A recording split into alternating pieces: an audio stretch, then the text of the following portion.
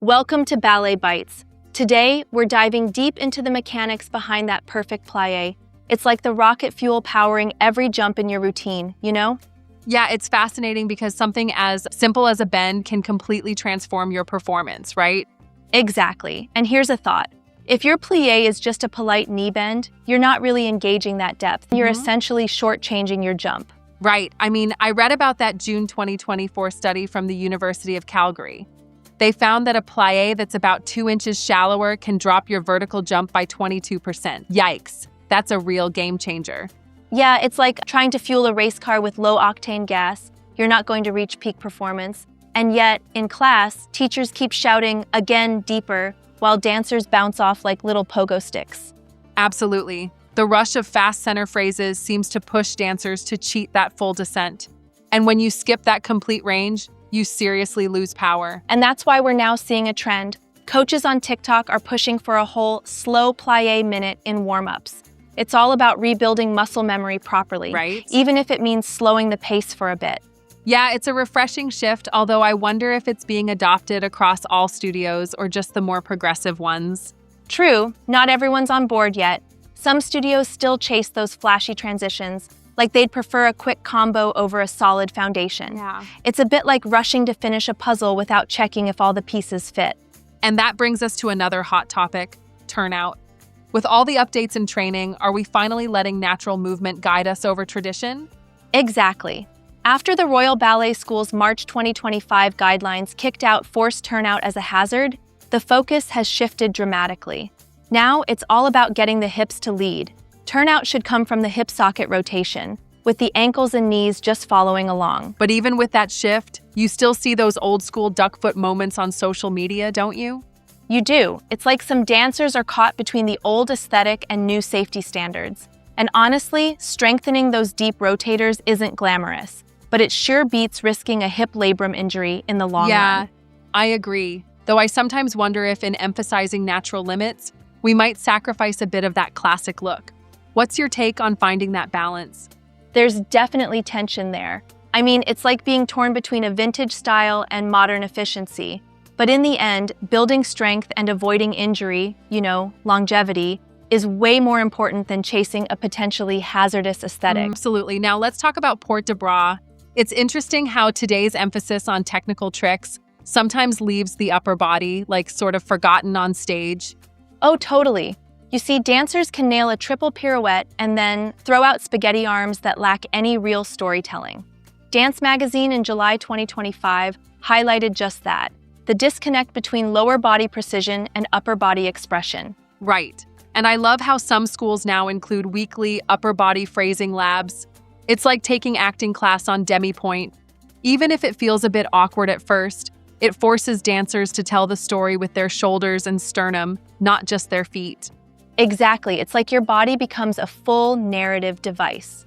I once tried one of those labs, felt like I was reciting a monologue while suspended in movement, but it really opens up your expressive range. It really does elevate the entire performance. For sure, those nuances are crucial. And speaking of nuance, what about that perennial issue of early point work? Oh man, that's a tough one. The pressure to hit flashy recital photos sometimes pushes kids onto point too early. Imagine, a pediatric orthopedics journal from February 2025 reported that about 38% of surveyed students started point work before getting proper clearance. That's a risky move, to say the least.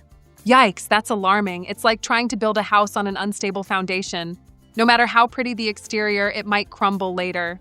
Exactly.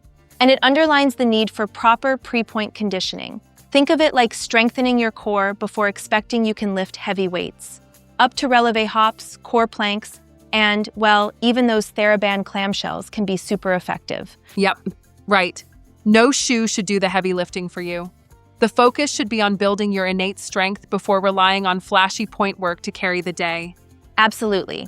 And teachers need to remember that bragging rights for a stunning point moment aren't worth risking metatarsal stress fractures in the process. No doubt. Now shifting gears again, épaulement still trips up even the most advanced dancers, doesn't it? Oh yeah, épaulement is one of those subtle yet super critical details. People often see it as merely a shoulder tilt, but true épaulement actually synchronizes the head, spine, and pelvis.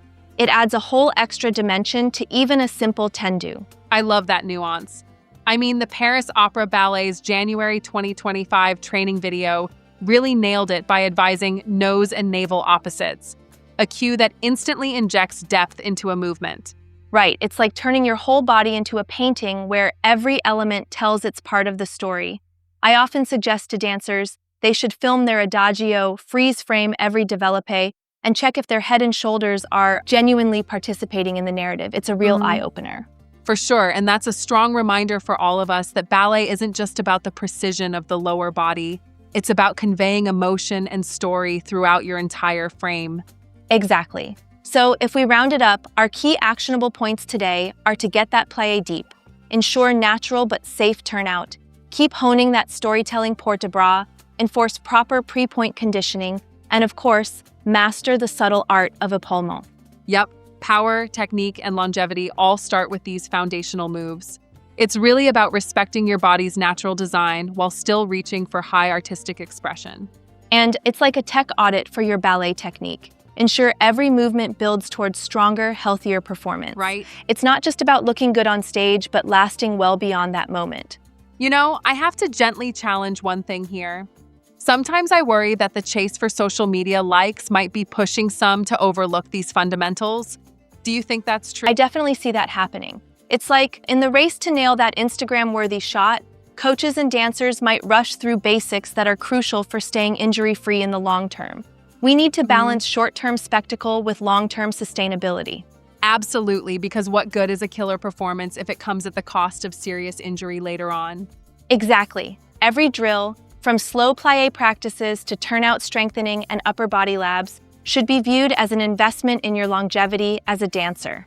The basics safeguard your future in the dance world. And that's the beauty of it. Artistry resides in the details, from collarbone to fingertips. It's a holistic approach that truly builds an unstoppable dancer. Couldn't have said it better. So our takeaway for everyone listening is this.